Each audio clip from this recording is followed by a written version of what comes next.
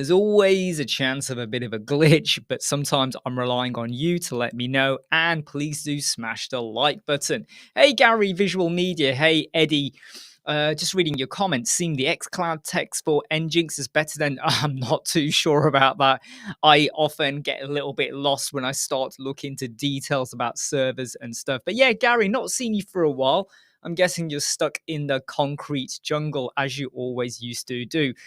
Brandy girl, how you doing? But by the way, I have started a bit later because I'm now considering that when I do live chats, rather than going in at midday, I'll either go on about 3 p.m. or 4 p.m., which I know means it's towards the latter part of the day for people in the UK, in Europe, and in Asian countries as well.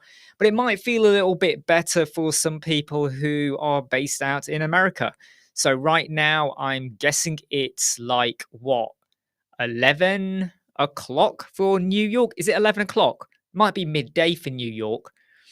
I might be completely wrong here. I think it's 7 a.m. for California. I think I'm getting my times all wrong here, but I think I'm right. Midday in New York, 7 a.m. in California. So I hope that, yeah, 9 a.m. There you go. Oh, 9 a.m. Where are you at the moment, Gary? You in New York? Or anyway, whereabouts are you in America? I can't forget. Anyway, today's topic is about font CSS, and I will be sharing my screen in a moment.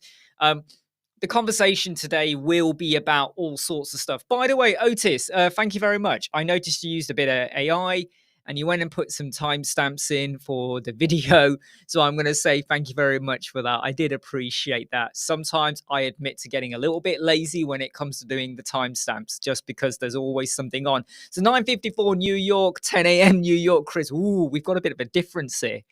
Literally, like, New York is so big. We've gone from 9:54 to 10 a.m. Kansas, Costa Rica. Hey, dear teacher. Hey, dear teacher. I remember you. I do remember you. How are you doing? Right.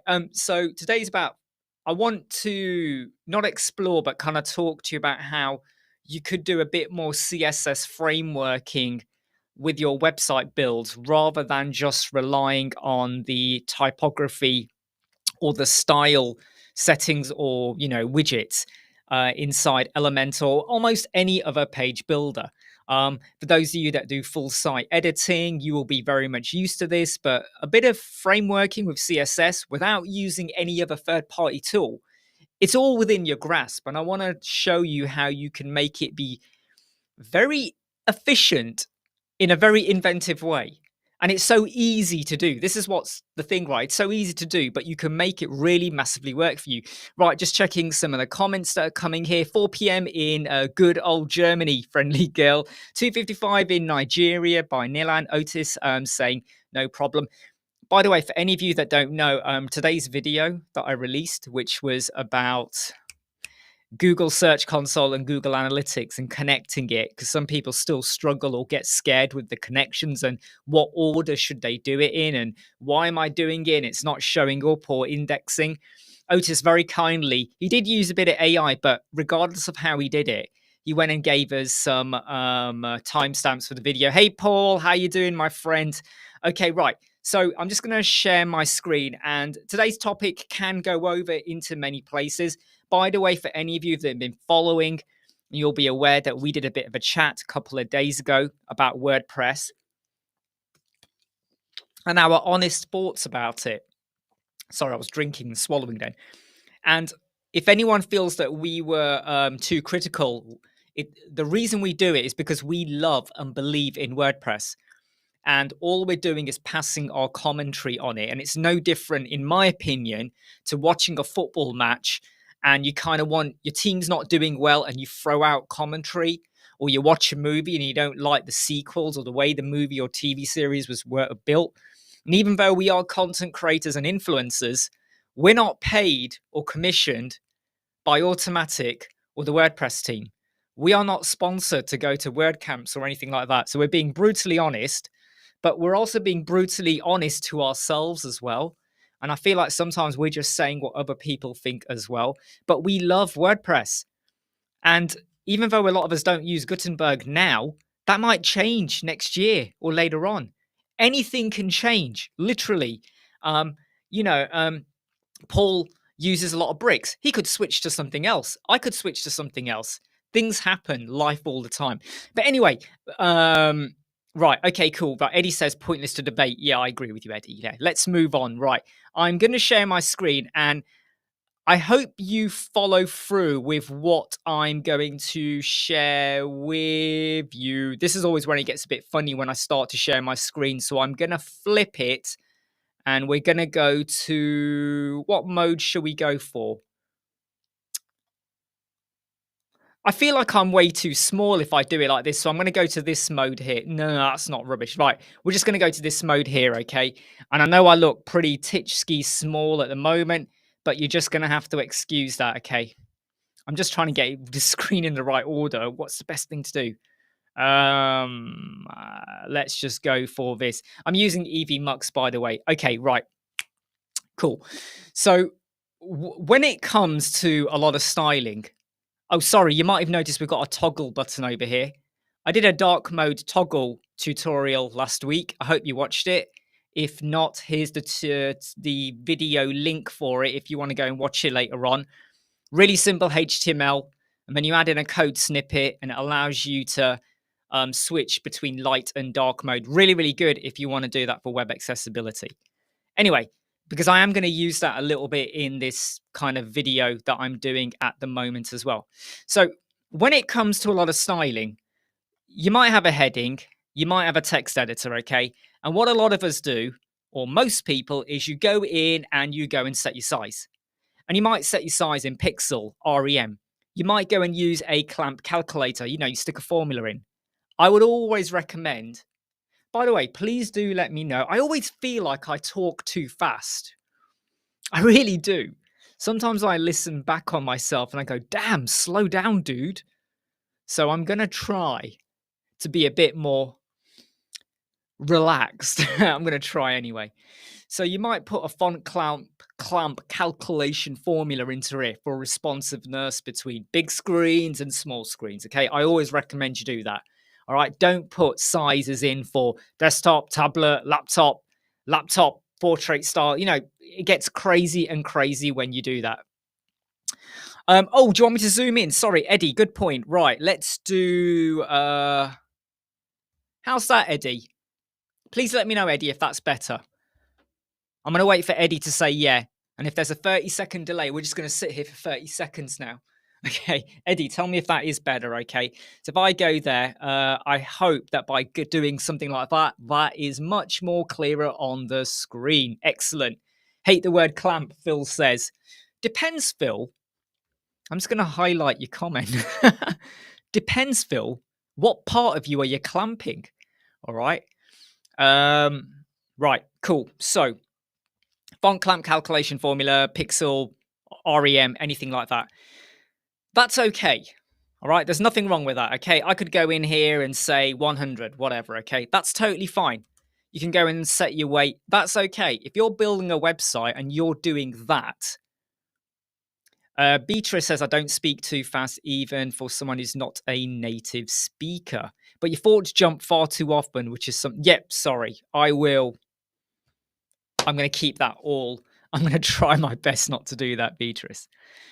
So if you want to set your weightings and everything in a standard way, you could do.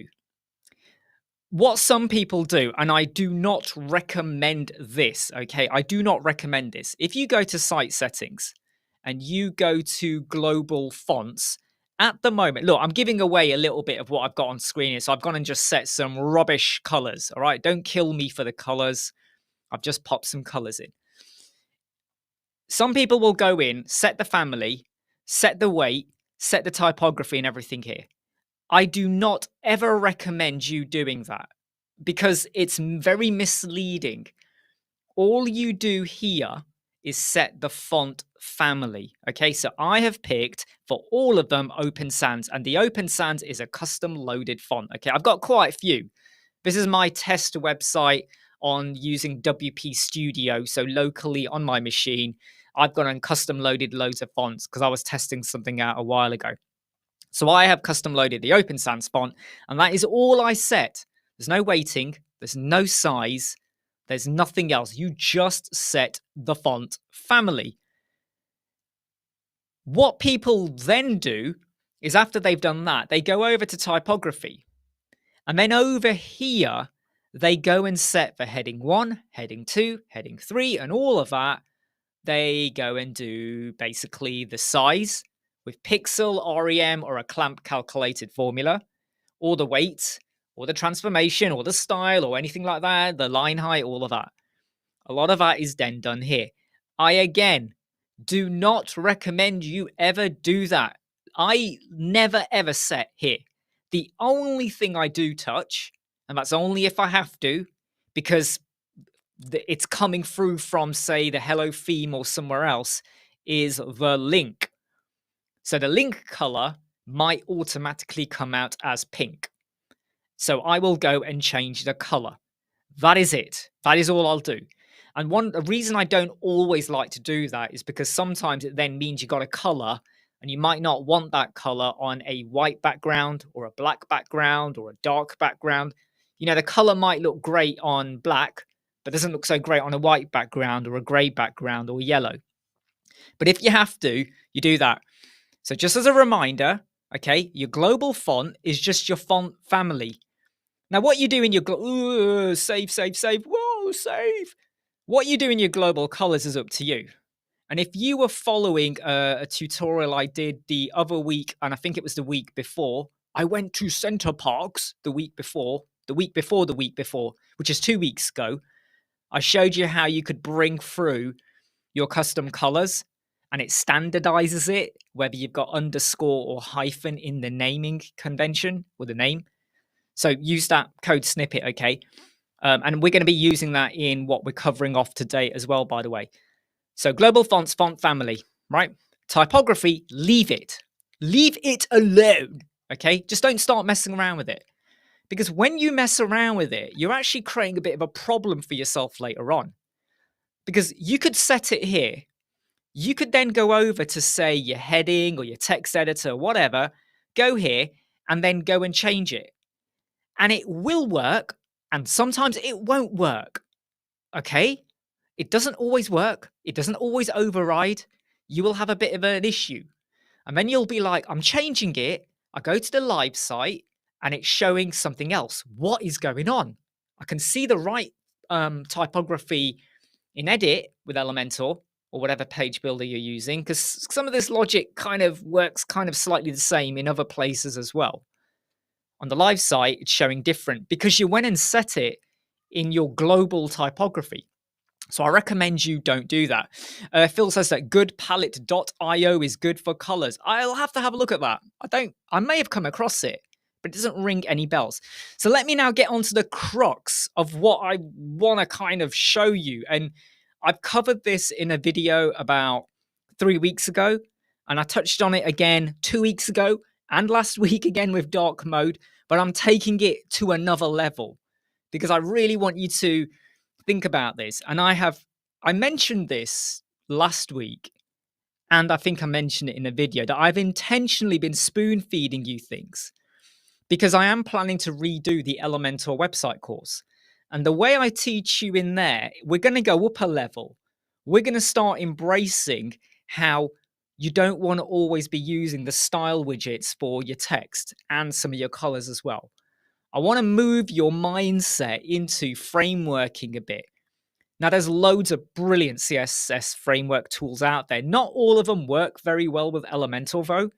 If you're working with bricks, there's loads of good stuff out there for you, right? Kevin Geary's got his ACSS. There's Advanced Thema. There's a CSS framework. Dave Den's looking into it, doing videos. He loves it as well. There's loads of good stuff. With Elementor, not so much. And I know there's CSS framework, but I don't think it works very well. You can use it, very limited in what you can do with it. But I want to get you to think outside the box a bit. So let's go back over to our site settings. And here's my big tip before I do anything else right now. And by the way, I'm going to stop for a moment. Is there anything I've said so far that you didn't quite understand? Because the comments have gone really quiet. Everyone's just shut up or stopped or they've left. Please do hit the like button and let me know if you're still watching. I'll pretend, well, it says people are watching, by the way. I hope we got some people from LinkedIn as well. So here's my big tip. What I'm going to show you, you can implement on your other websites as well, okay? Or a brand new website. My big tip is that you create a brand new page and you call it A1 style. Call it A1 space or A1 underscore style, okay? If you have got an SEO tool, make sure it's non-index so it doesn't get caught inside of your indexing, okay? Because you don't want it to be visible to everyone in the world, even though you're not sharing anything that isn't going to kill you or anything like that. But you named the page A1 style so that when you go to your WordPress pages, it's when you do it in like A to Z order, when you sort your title, it's going to be right at the top. Okay, it's going to be right at the top. Now, Press Juice says Q&A or tutorial, bit of both, mate. If you want to ask a question, go and ask a question. You know, Mark goes, oh, we're mortified that you're using the editor in light mode. Oh, mate, do you know what it is, Mark? I'm so accustomed to it that I will switch to dark mode sometimes, but I'm so accustomed to just using light mode. It just happens. Muami says his teacher would love to see him. Kay, I'm a newbie and just absorbing everything. Don't worry. What I'm going to show you here, um, it's not groundbreaking, but it's going to make you think differently. And Mark Harris has been working on a code snippet in the back end. You know what's really funny? Mark is working on a code snippet, and it's not that different to what I was planning to do here. It is different in the way we're doing it, but it follows the kind of logic, and I think he'll see where I'm going with this. Right? I think I've just had this ain't the dark web, says John. You're damn right, it's not the dark web. Right. Let's get back onto track. Okay, so make sure you do this on a page, because when I apply what I'm going to apply, you can see it in action. You can see it happening. So if you're going to do this to an elemental button, you would add a button in. So as you do what I do, you'd see it change in real time. So you can see what's going to happen.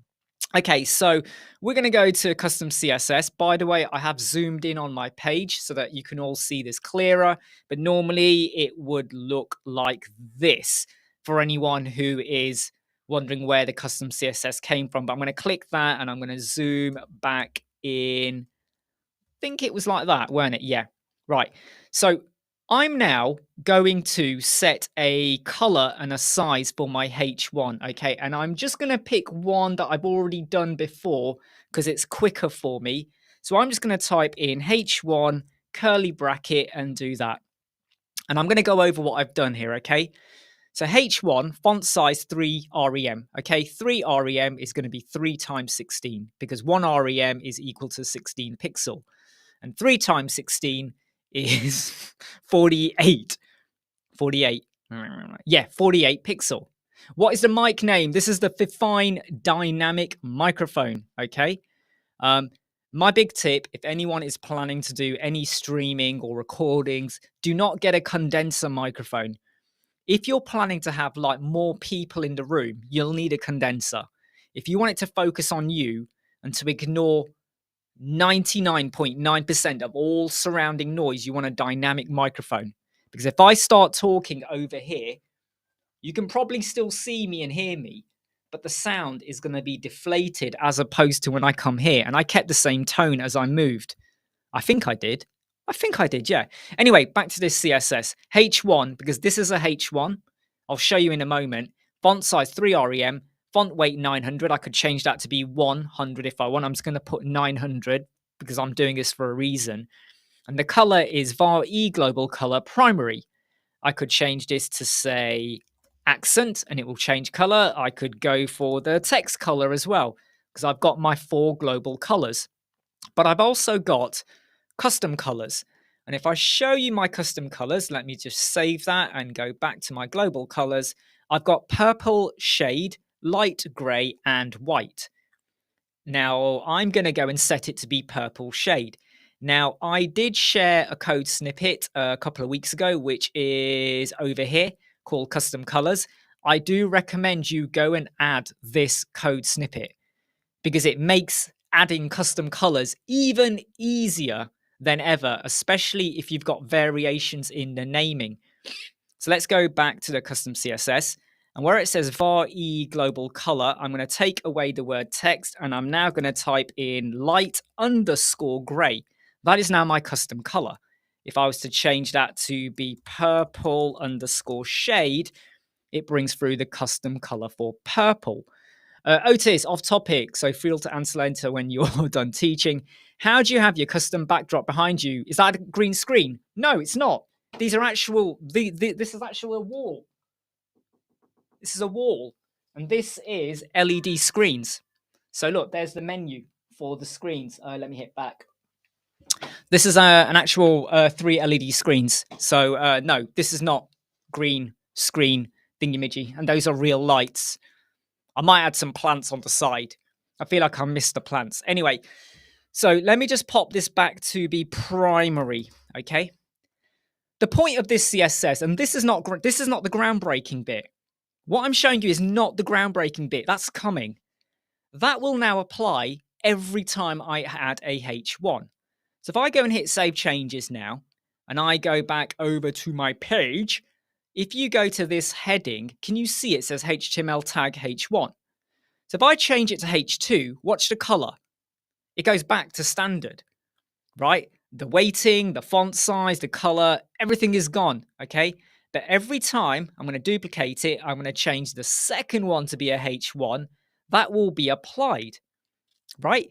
So what you could do, and this is not what I want you to do, but I feel like I've got to talk you through it because it will then click into gear. If we go, let me just hit publish. Sometimes I hate this when you make a change and you got to go back. This is where bricks, okay? This is about Elemental, but bricks, it's far quicker and easier to do. You can do it. Whereas here you're jumping between site settings, page, site settings. There is a bit of back and forth. And I would love it if that was simplified kind of thing, made more efficient. I could now take this code. I could go like this and I could go, right, for our H2s, we're going to go for 2 REM. We'll make it less weightier. We'll go with 400 and we're going to go for the secondary color.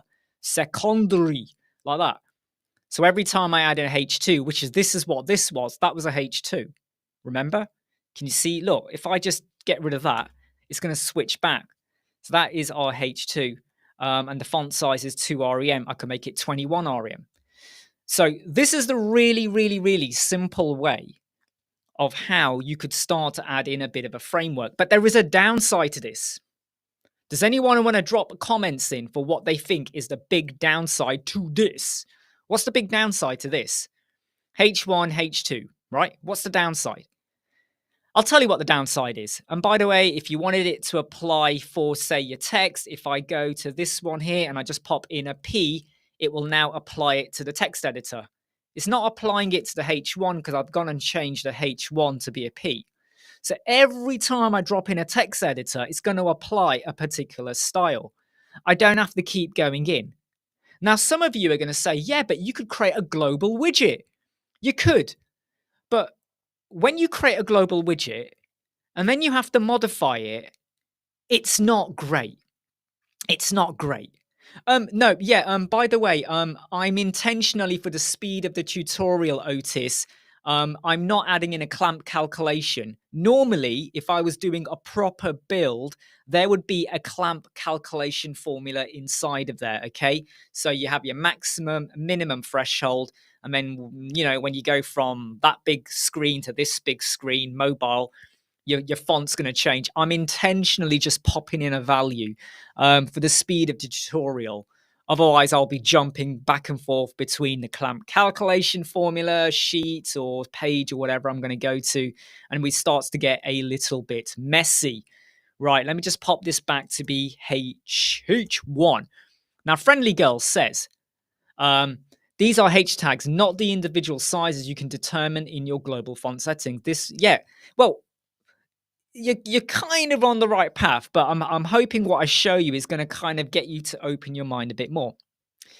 The problem is that if I've gone and said my H1 is going to be this big and this color, And that's what I'm going to use for my hero banner. And it's going to be really big.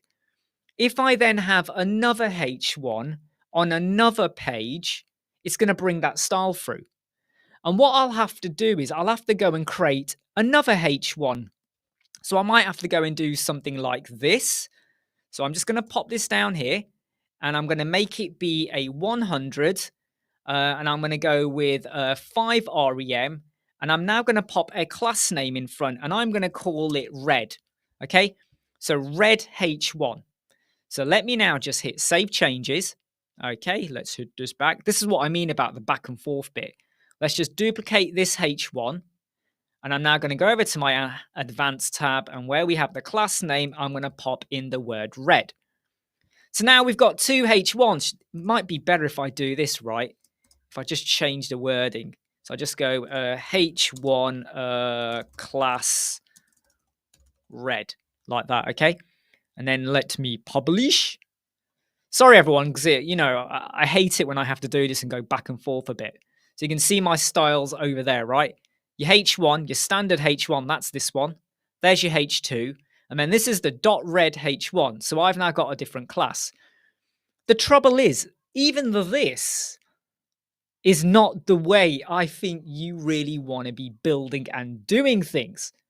And I'm now going to jump on to how I think you should consider doing it. Just going to see what Eddie has said. Instead of using custom CSS in Elementor, could I also use the same CSS in CodeSnippets Pro? You could do, Eddie.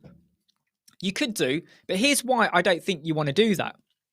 What you'll have to then do is you'll have a window with your code snippet and you'll add it in there. You'll have another window where you're going to keep an eye on your pages. By me doing it here in the site settings, I am seeing a real-time change. So on this page, I could drop my heading 1, 2, 3, 4, 5, 6. I could drop in my text. I could drop in my button. I could drop in whatever I am planning to control with CSS, a framework, basically.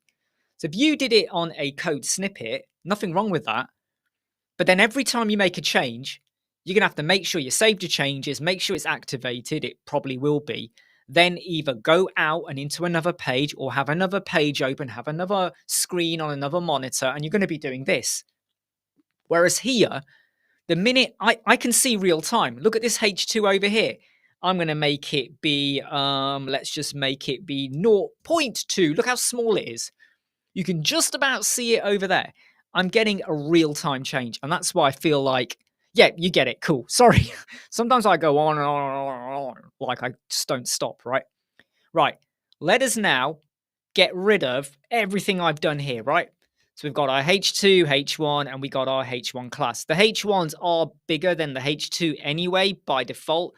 Even like you've disabled the default styling from your theme with Elementor where you've ticked the boxes. Your H1's bigger than your H2, bigger than your H3, before you get down to the paragraph. And these will look bigger than normal because I have zoomed in on my screen. So this is what I want you to start thinking of doing, okay? And I'm going to give it away, and then I hope you understand what I'm doing, all right? So I'm going to go and drop this in. Jillan says, so Eddie can work in site and then copy. Yeah, you could do, Jillan. But then again, you're just copying over. You make a change, you're going to go back like that. And I just feel like, what's the big difference between, why would you stick it in the code snippet if you can just stick it here and you can see it on the page? So here's what we're going to do, okay? I'm now going to drop this in. In fact, I've probably given away too much there. And you will have noticed that some of these went and changed. Now look at the coding here. There is a more efficient way of using this if Elementor and other systems all used SCSS. The trouble is, though, not all of them use SCSS. They use the standard CSS. And because of that, this is the best way to do it. You could also use a function called is to make this cleaner. And it will work in Elementor. In fact, the SCSS does work because I've tested it and I've looked at it on live and I've done it for a while. It works. So does the is. But because there is a little bit of risk between some systems and browsers, until they fully adopt the SCSS, I would say we just go for the standard CSS. So let's just focus on what this does. And this is the thing that I think is really going to get you to think differently. I'm giving it away a clue, but it is going to make you think massively differently, right? I've got dot X large. The class name is X large, and I've got H1, H2, H6P, right? That means that if I go and give any of my headings anything, the X large class name, it will adopt that style. Now, it's not adopted it over here because this has got the class name red. Let me now just add in another little bit of code underneath down here. Okay, and I know it looks a bit messy because of like how many times you've repeated the class name, but it totally works. So Sandy, well, here's the thing, Sandy, right? Okay, and again, on the back of recent conversations and things we've had, I don't want anyone to think that I'm saying don't use core framework. But do you have to use core framework? Because if you're just trying to standardize your colors and your text, why would you want to go and get and install another plugin when you can do it here? And I think if you keep up to date with the videos and everything I do, I'm always trying to find a way to keep things lean and mean. So let's stay with this then. So I've got X large and then I've got large, okay? And again, I'm applying it to H1, H2, H3, H4, blah, blah, blah, blah. And I've got a different font size, I've got a different color, and I've got a different font weight. So let's just go and save this now, okay? And let's go back over to our page. And I'm going to move, where am I doing? Where am I going? Let's just move this one over here. H1, H2. In fact, I'm just going to get rid of that one there for a minute. And we got our text editor. I'm going to go to H1, go to advanced, and it already has X large. I'm now going to go to my second one, H2, and this one has X large. Let's just go and put it as large. It's now applied the large CSS. Let's go to this text editor. This also has X large. But you know what? We're going to go and set it to large. Oops, sorry, I spelled that wrong. Large, there we go. What I'm trying to get across is that it doesn't matter if it's a H1, a H2, a H3, a H4, H5, 6, whatever. Because when you're building your pages, you are probably going to have a H1, H2, H3. But just because a H1 on the home page was a 4 REM, the H1 on another page might be 3 REM. The H1 on another page might be 2 REM. You know, it depends on what you're showcasing and what you've got on there. Might be a shop page or something, or a contact page. And what you don't want to be doing is saying that, you know, you're going to have a dot this, dot that, dot XYZ.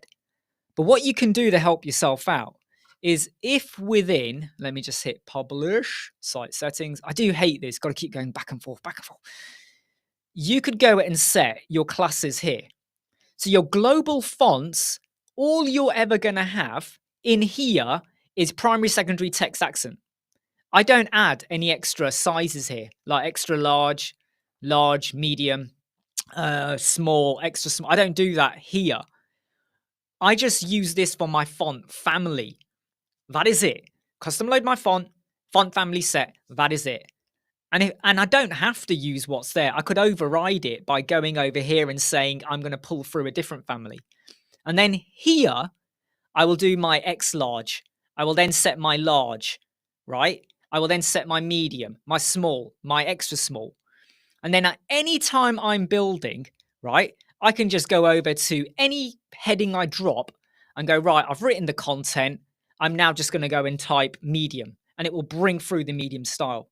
And it doesn't matter if it's a H1, a H3, or text. It will apply that style. Yeah, no, Phil. So Phil, this is what I said. There is. My understanding, okay, is that does work, by the way, with Elementor. It works all day long. But I have heard that might not always work all the time. So if you think that is the best way to do it, because this is what I was going to showcase yesterday, and then I held back on it thinking, I'm just a bit worried. And I didn't want to do it, Phil, for the reasons where I was dubious over is there going to be zero risk anywhere with anyone using that? If you know that it works and everything, like, well, there you go. So have a look at what Phil's got there. Okay, that is the more efficient way to do it. It's just with SCSS, I keep hearing about possible issues with like your parameters, your R param it's called. But if you're using it, it works. So the logic of what I'm showing you here, you could still apply, okay? So I hope you get it. Are you getting what I'm saying? Because you could now drop in a text editor. You could drop in some text into your footer and go, right, I'm going to go with the small size. You just type in small in the class name. Does that make sense? And I did also share in a video last week as well. I mean, I can't show it here because I haven't got no, I could do actually. Yeah, let me show it to you. Let me just show you. So if I go over here, and you know where I've got the font weight, I'm going to get rid of that there. Okay, I'm going to get rid of it, and I'm going to go here, and I'm just going to say dot large. I'll just do it for the text for now because I don't want to repeat everything there. And I'm just going to do something like this, font weight like that. But we'll call this one large underscore weight. I didn't mean it to be written like that. It's just come out like that. But dot large weight. If I now go over to save changes and we go back to this text editor, we go to advanced tab where we've got large. I put space large underscore weight. Can you see that? Did you see it change? Let me get rid of the T. Watch it. It's not applying it now. You add it in. You can add multiple classes. A lot of people don't realize this. They sometimes feel like, oh, I've got a class name. Everything's got to be in there. Everything. Don't worry, mate, Otis, you didn't get my name wrong, right? So you could put in 5 or 6 different classes. You could have a class for your text size. You could have a class for your weight, so that maybe you're going to have a H1, and that H1, let me just get rid of this because I want to keep this pretty simple as we go through it, because there's still more I want to show you. This gets better. There's still more I want to show you. Is you could have your large X large text, and that's your text size. You could have X large weight, right? So you could have a H1 heading, and you go, right, medium, and I'm going to go for thin weight. Boom, it applies it without you touching the style tab. You've got this framework. You've got everything mapped out. This H1 on another page is going to be extra large, not medium. It's extra large, and it's going to be bold weight. Boom, it applies it. And at any time you make any change here, anywhere where you've applied X, so if I suddenly go, no, all of my extra larges have got to be 5. No, they've got to be 10. It will now apply that everywhere where you have selected X large as the class name, right? Right. Now let me take it a stage further. Okay. Now let me take it a stage further. I'm going to get rid of what we've got over here for a moment. Okay. And I'm now going to drop in some extra text. And I hope you stay with me on this. I hope this works because I was changing the syntax a bit, but it should still work. I'm going to add some text, some code in, and then we will understand it in a moment. Right. So here we go. The is so much more efficient. So I hope you use that method. And I am going to do a follow-up video to explain this, but I wanted to cover it in the live chat because I thought it was an exciting topic to just showcase it and talk a bit more. But I will be doing a more streamlined video on this very, very soon. So I'm saying I want the body of my website to be, the background to be white. If I was to go and change this to be black, can you see it's gone black? Everything went black. I'm going to change it to be white. You could have different class names. So if you go and give your container a class name, it will apply that particular color. Yes, Otis, but not until I've done the video. And when I do that video, I will share the code there with the is, because it's so much more efficient. You know, and I'm glad Phil has confirmed, yeah, it's fine and it works. And then I've got .dm background color black. So the standard color is white for the background. And when we toggle this on, and the video we did last week about the light and dark mode, and here's a link for that again in case anyone wants to get the code and they want to have some fun applying this. The dark mode is going to go to black. Over here, I've got .x large and I've set my size and everything, okay? 3 rem, 900, and I'm pulling through the primary color. And then I've said .dm x large h1. Again, if you used it is, this would be cleaner, okay? So I will make sure I do that for the video. I think I've now got more of a green light to do that in the video. And I'm glad again, Phil, you confirmed me to that, or confirmed it. So .dm x large h1, .dm x large h2, And the only thing I'm changing is the color. So I'm saying that when you go from light mode to dark mode, I want you to go from the primary color to the light gray color. I want you to keep the font size and the weight. That would be a clamp calculation formula, by the way, okay?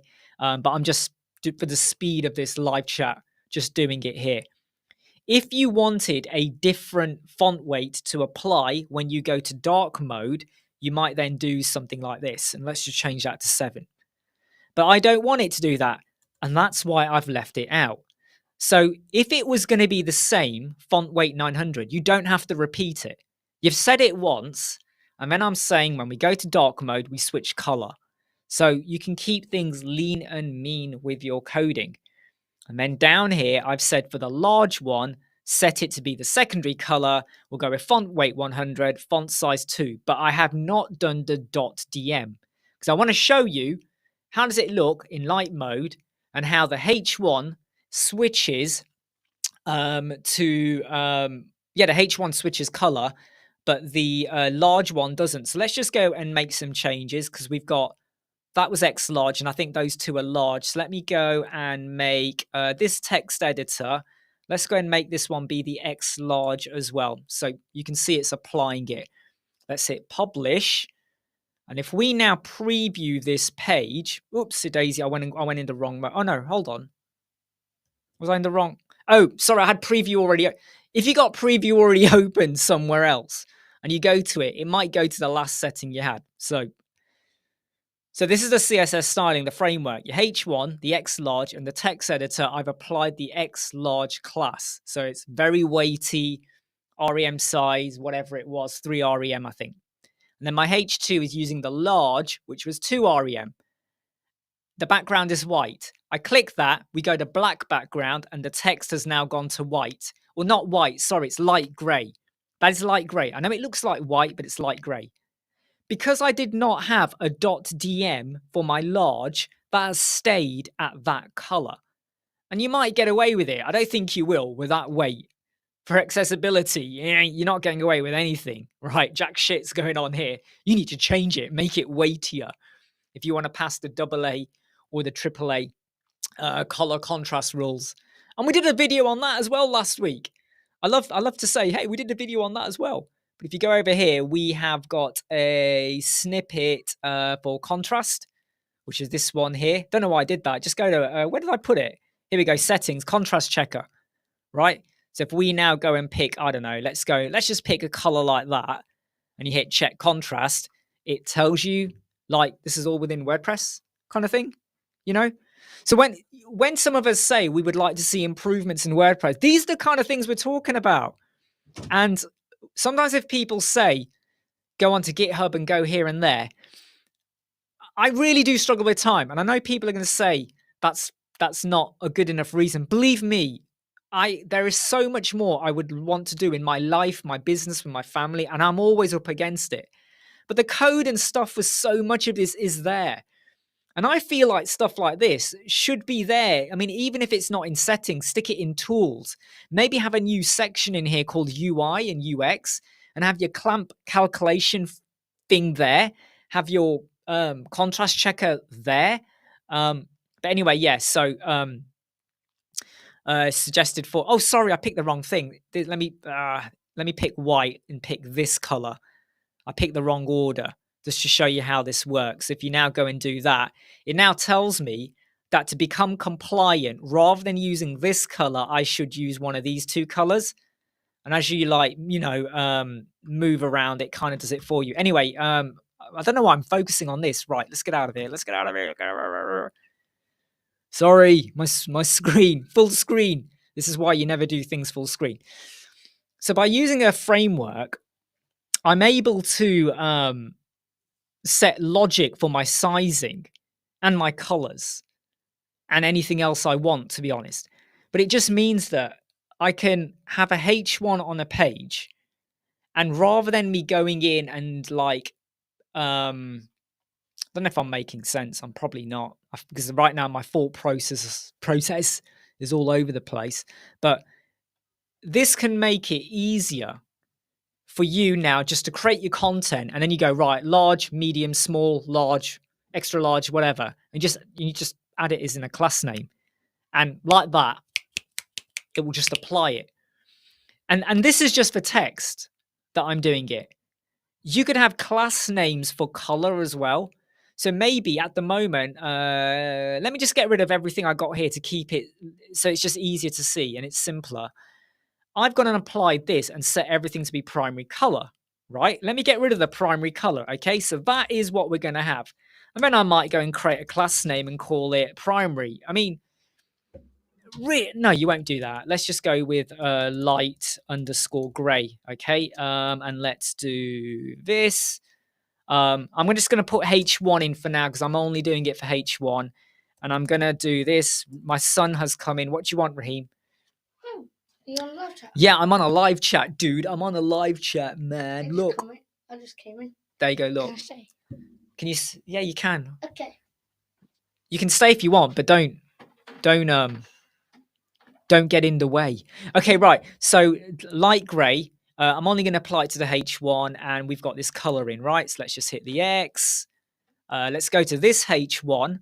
Go to the advanced tab. It's got the X large, and I'm going to go light underscore grey like that, and it's got the light grey now applied.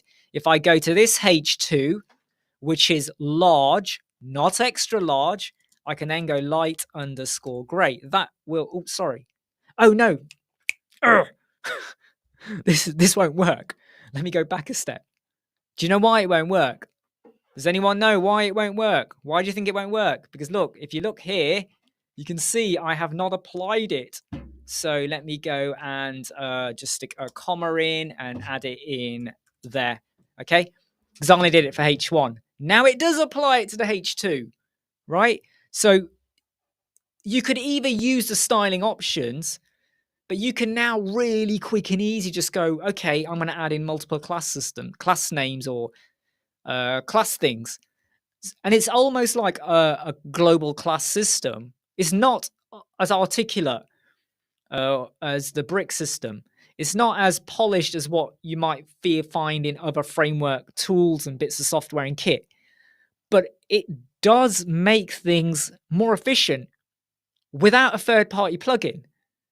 And if you've got the class name over here, you know, for elemental, whatever button, I can't remember the name now, what widget button or whatever it is, for your buttons, you could do the same there.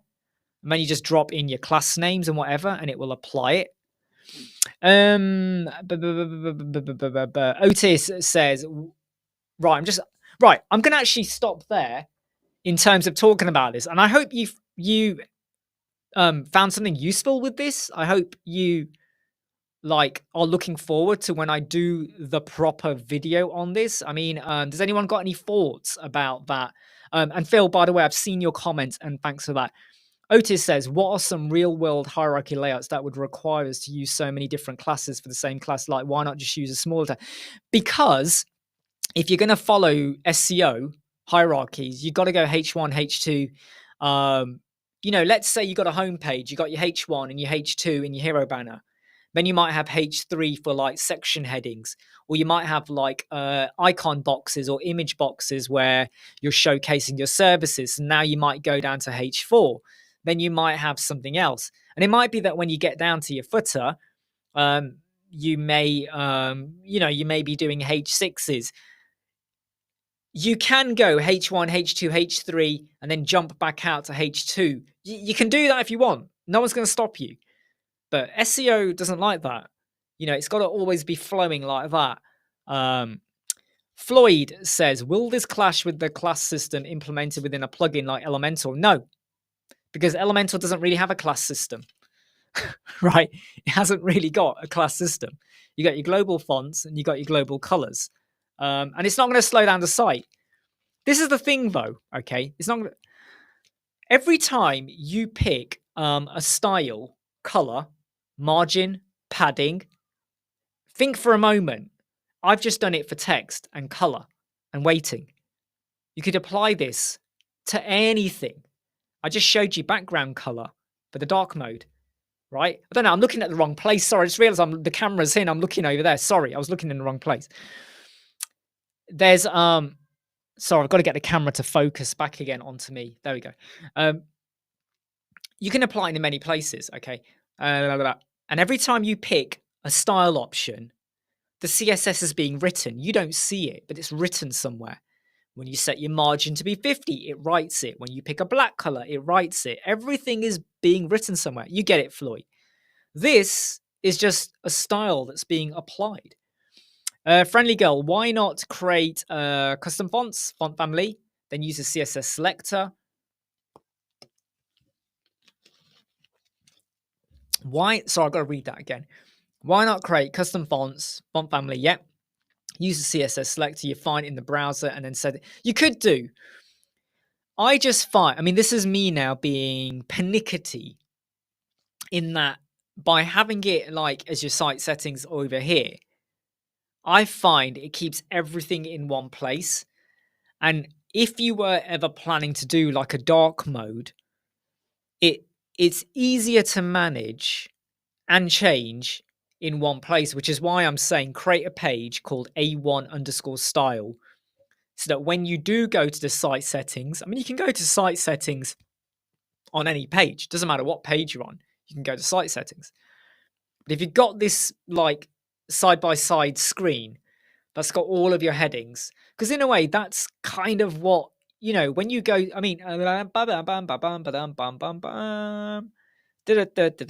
a bit like this, yeah? Sorry, a bit like this kind of thing, where you can see everything.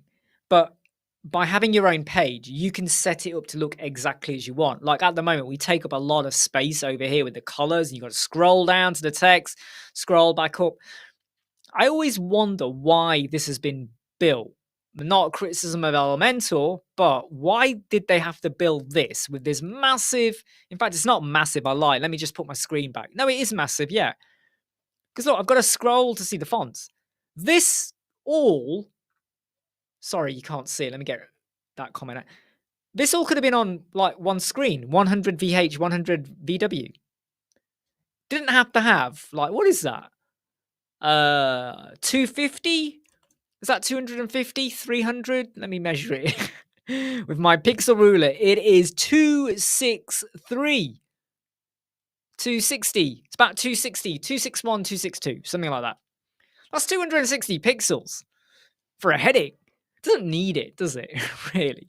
So I think there's I think by having it on whoopsie daisy, I'm on the wrong screen. Let me just zoom it back in there. By doing it on another page, it keeps it all in one place. Unless there's any other further questions, I might wrap up a little bit earlier today, mainly because I've got someone coming in, a builder, just to give me a quote on some work I need doing over in this area over here. Not here, but over there somewhere. So if anyone's got any questions, do let me know. I hope you found that interesting. You don't have to agree. You don't have to do it. If you have a method or a favorite tool or a plugin and you like it, use that. Never feel swayed or influenced by us. We're just telling you our opinion, what we like. Maybe we've changed, deviated to a new tool or a new method. I've been meaning to bring this kind of way of working, but there's a reason I haven't. And it's not because I didn't think people would understand it, but because I was always worried about is it going to be accessible in terms of people getting it? for years and years and years, whenever I've done tutorials, I've just said, yeah, 20 pixel, 16 pixel. And I get a lot of criticism for that. Why are you using pixel for your font? I've been using font clamp calculation formulas for years. The reason why I don't always do it in my videos is because the minute you create a video and you go, we're going to add in a button, now we're going to do a clamp. Some people that are learning WordPress or Elementor or websites, it blows their mind a bit. They go, what? What are you doing? Just go to tablet mode and mobile mode. That's why we have them. It's like when people always say to me, Imran, whenever you do a tutorial, you only have the standard breakpoints. Why don't you do a laptop one and a tablet horizontal and a mobile horizontal? And I go, because I don't need to. Because the way I build, everything has a 20 pixel left and right padding. So I don't care how big your screen is. I'm always going to have padding from the edge unless I don't want to have edge padding or padding from the edge. But when it comes to building tutorials, I've always kind of not gone the full Monty with how I like to build and do things. But we done the Elementor website course, and when I redo it, I am now going to bring in more of this. But the course will be, you don't have to do that. You can just use the style option. Still pop in a clamp calculator, but you don't have to start thinking about hardcore framework. I will also talk about dark mode, but you don't have to do it. So I will be covering it, but I felt like now we're getting to a point where maybe I can start pushing this a bit more, which is why I was so hell-bent on getting this dark mode thing done in an easy way. That video last week, the dark mode with the toggle, there's code pens out there. There's people that have got tutorials out there, but I always felt that it wasn't easy, maybe, and easy is the wrong word, and I'm not trying to disrespect anyone here, but I just felt like there's a bit of thinking needed. And sometimes for some people, they might go, oh, I don't want that, I'll just use a plugin. Oh, there's a plugin I'll do. The trouble with a lot of dark mode plugins is you then do what they tell you to do the way they want you to do it. And the minute you want to do something a little different, you can't because you're restricted within how they want you to do it. HTML widget, which you can style and change the icons because it's SVG, and you can go to ChatGPT and say, this is the SVG for the sun and the moon. Give me porridge and Goldilocks instead, and it will probably create the SVG for you. The code snippet, you don't need to change that. Just leave it, just use it. And the only thing you'll change is the CSS in the site settings, like what I've done today, where you'll have the normal color and then .dm, dark mode. I mean, the original code, it's dark mode and the M in the mode is uppercase. You see it in the video. I just did it with DM because I wanted to make it shorter because of everything I was pasting. Right, I'm going to close up now. Any final comments, please do hurl them at me. I hope you enjoyed today. Love to see your comments. Let other people know about the live chat. Bada bing, bada boom. Please share the video. Please smash the like button. And I'm just going to give it 30 seconds. And unless there's any comments, and there are a few coming through now,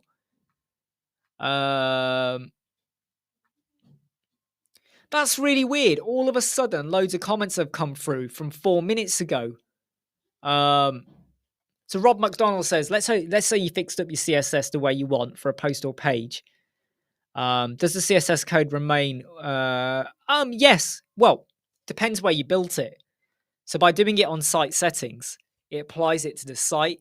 If you do it only on a page, it will be for that page. If you do it on a widget, it will be to that widget. Depending on if you've put a class name, then it might apply it site-wide. If you apply it on a template, if you've gone and put a class name and you reuse that class name somewhere, it should apply it. I'm going to say should because it should do, but I can't guarantee if it will do in case anything else gets in the way. Floyd, any chance you may offer parity price? We do, already do. So I already offer parity pricing for everything's in US dollars. I have a slight price deviation for Europe. It then goes down quite a bit for Asian countries, and then it goes down even more for African countries. And that's not because I'm saying if you're in Africa you can't afford it. It's because I've looked at the economies, the scale, the GDP per country, and it just felt right to have this like scale. So there is some parity parat parat. I feel like I've got a dry tongue. Parity pricing, parity pricing. But yeah, that's cool. Cool. Yeah. Cheers, Eddie, Gary, Otis. Otis, you had an important question earlier, did you? Right. It says I learned a lot. Is it more reasonable to finish without font clamp? If you go for font clamp, you're making it easier for yourself, and it means that it just makes it. You cannot predict every device. When people go and create like 7 breakpoints, and then a brand new device comes out, and they go, "Oh my god! Oh no! I've got to go and create. I've got to change everything for that breakpoint. Oh no, there's a smaller phone.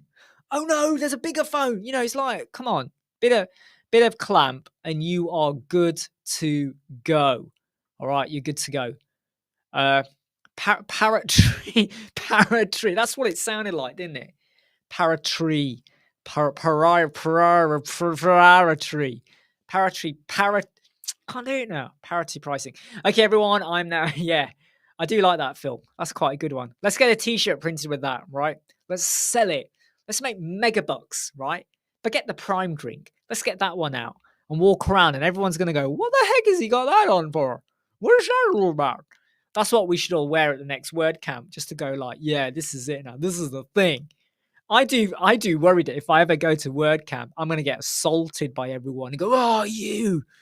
Oh, what have you said about Gutenberg?" We love WordPress, right? We love everything. And, I love all the tools and the options that we have out there. I'm going to say goodbye now. I'm going to sign off. See you next week. Videos coming out and stuff like that. Keep it real, everyone. Okay, stay safe. Explore, experiment. Find your way of building. All right, and use what you want to use. All right. I know some people don't like me saying that, but ground yourself. Find your foundation, and then you will fly. All right. See you all. Take care. Bye.